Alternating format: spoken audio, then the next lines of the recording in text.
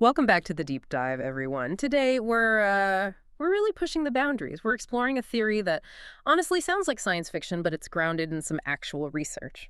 Our mission today, to explore the possibility of a completely different kind of life right here on Earth. Hidden in plain sight, maybe? Yeah, the source for this is a paper by Jay Alfred, published back in 2009 in the Journal of Unconventional Theories and Research. It's titled, get this, Creation of Minimal Plasma Cell Systems by Self-Organization in Earth's Dark Biosphere, Leading to the Evolution of Dark Plasma Life Forms. Quite a mouthful. The core idea is, what if our Earth, the rocky ball we know, is sitting inside this huge, low-density halo of dark plasma? And what if that halo isn't empty, but actually home to, well, life? It's a fascinating concept, isn't it? Yeah. Because it takes dark matter, which we usually think of in, galactic terms, astrophysics, and it brings it right here to our doorstep, proposing it as an environment. It tries to bridge astrophysics and biology in a really speculative way. Okay, yeah, let's dig into that. The paper starts with dark matter, as you said. What's the idea about its density near Earth? Is it just uniformly spread out, or? Well, no, not according to this research. Mhm. Computations by people like Zhu and Siegel, and supported by Adler, they actually suggest the density here in the solar system, and especially around Earth, is much higher than the galactic average. It essentially forms its own halo around our planet, an effective dark matter halo. And it's not just a little bit higher, right? The paper highlights something surprising. Exactly. Adler's work, looking at those strange anomalies in spacecraft flybys.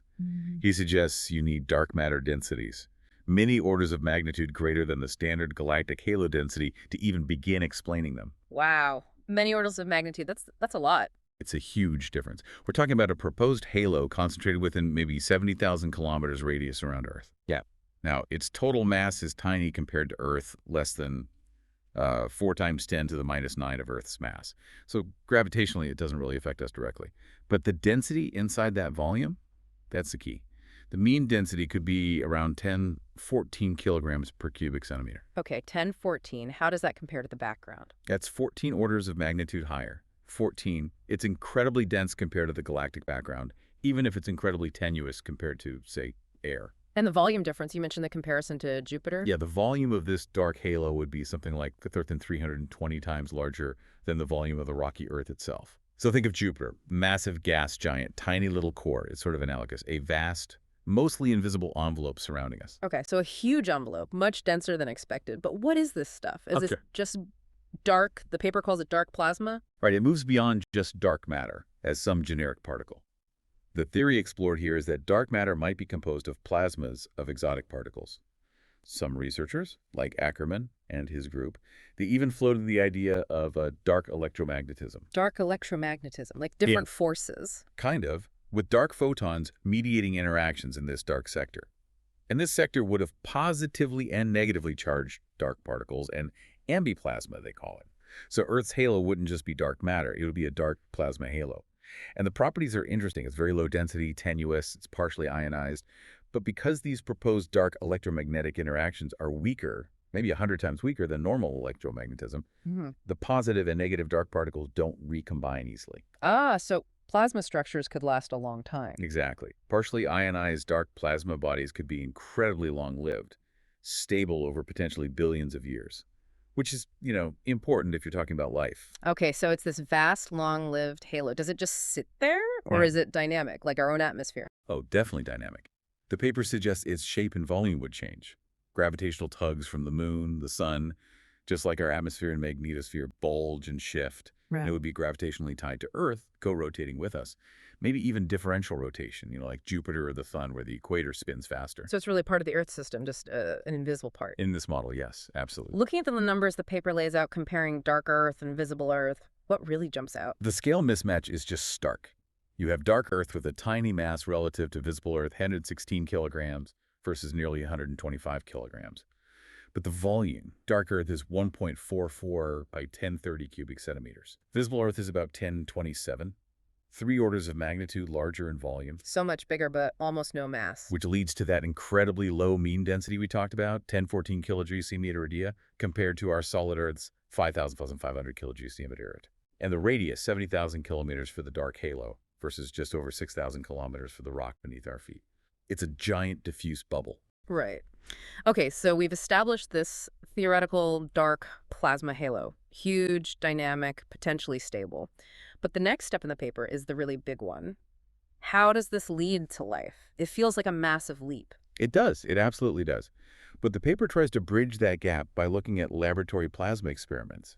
For instance, Loznianu and some colleagues, they generated these things they call plasma cells in the lab, complex base charge configurations.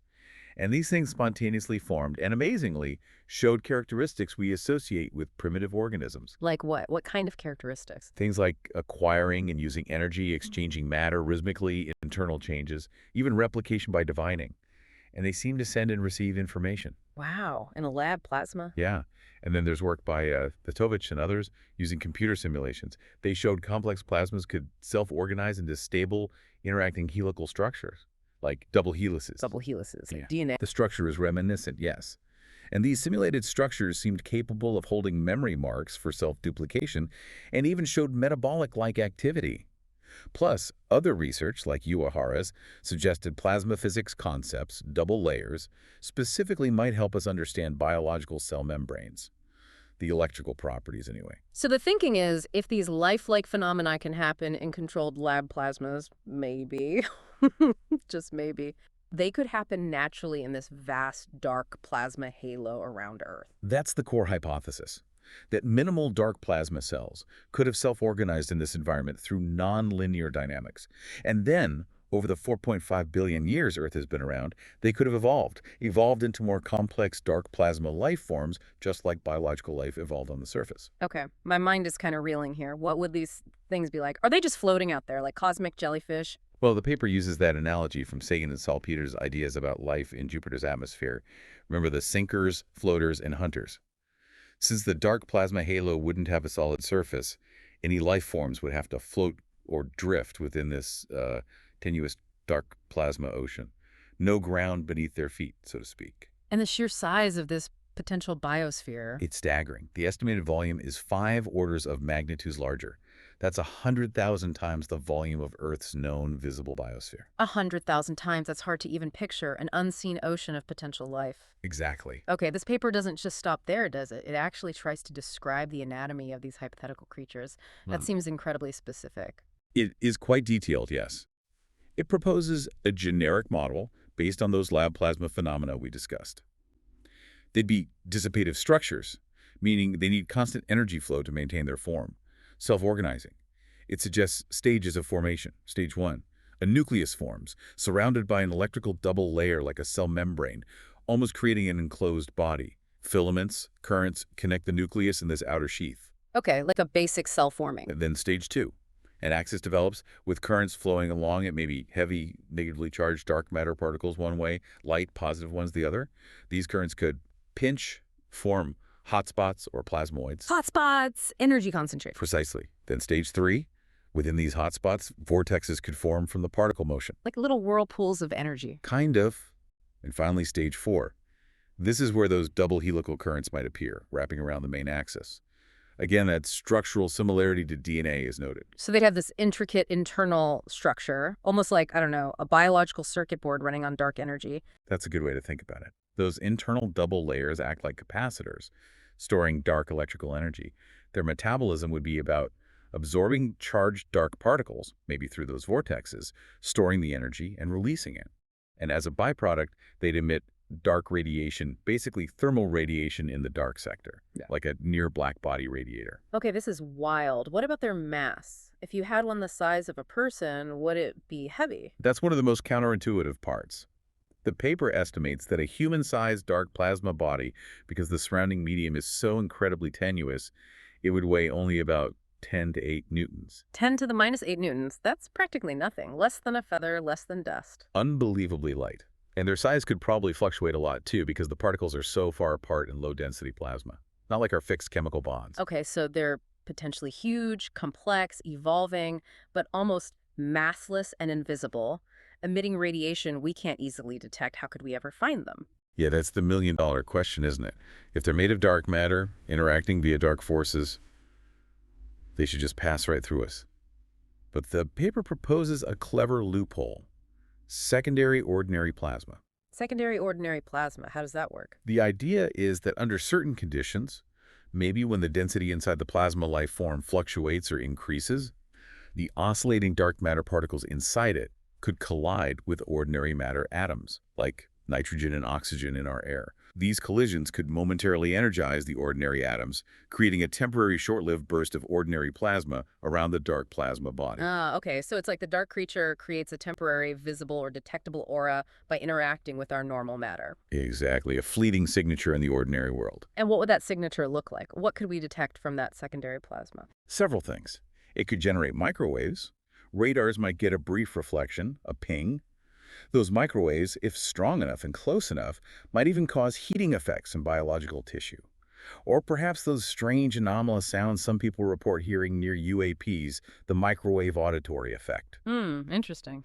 What else? Heat. Simple infrared radiation.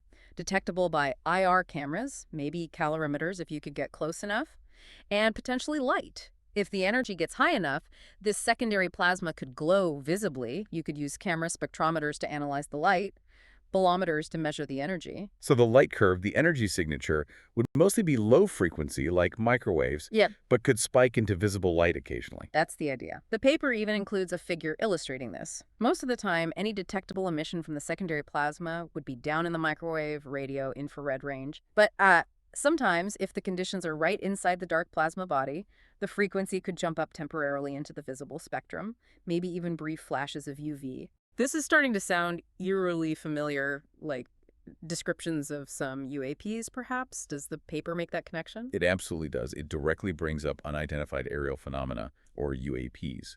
It mentions the UK Ministry of Defense study, Project Condign, that ran from 96 to 2000. Apparently, their final report attributed some unexplained radar sightings to unknown plasma objects and even speculated about plasma life forms because some UAPs showed, well, seemingly intelligent lifelike behavior, maneuvering, reacting. The MOD report said that plasma life forms. It alluded to it, yes. Hmm? And the paper also mentions T.J. Constable, who took photos back in the day claiming they showed plasmatic life forms in the sky. And didn't that MOD report also say the UAP radiation might be unusual? Yes, it noted the radiation might not be conventional and electromagnetic, which of course the paper jumps on.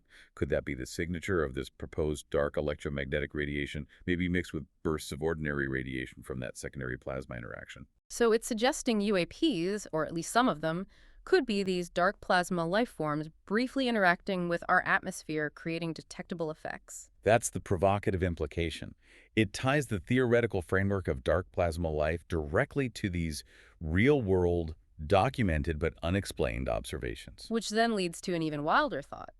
If we could eventually isolate and manipulate dark matter particles, say from the LHC, Could we build dark transmitters, dark receivers? Could we actually try to communicate? the paper mentions a SETI project, Search for Intraterrestrial Intelligence. Exactly. Not SETI, looking out there, but SETI, looking right here in the invisible biosphere potentially surrounding us, trying to make contact with intelligent life forms in Earth's own dark halo. Okay, let's try and wrap our heads around this. We've gone from dark matter density anomalies to a full-blown theory of evolving, potentially intelligent dark plasma life right here.